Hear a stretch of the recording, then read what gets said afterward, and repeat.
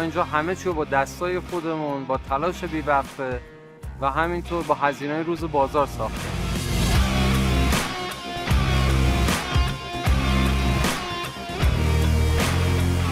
شرکت تلیمان تنها شرکت در جنوب کشوره که کار فراوری مفتول جهت تولید پیچ و مهره صنایع خودرو رو بر عهده داره.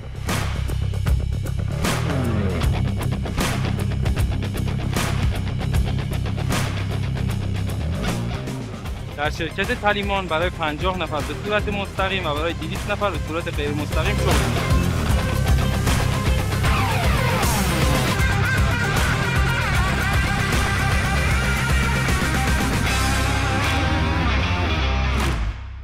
مفتول با کیفیت معیاری داره مثل پوشش مناسب، استرودایز 90% و استحکام کششی 480 مگاپاسکال. آزمایشگاه تلیمان تست‌ها رو با دقیق‌ترین دستگاه‌های روز انجام میده. ما با مهارت و همت بچه‌های خودمونه که داریم اینا رو ایجاد می‌کنیم. نتیجه این اعتماد هم یه دانش و تخصصیه که هم داره افزوده میشه و هم به کار گرفته میشه. نتیجه اون هم یه خیر مشترکیه برای ما و به ویژه برای جامعه که تمرکز ما هم روی همین هست.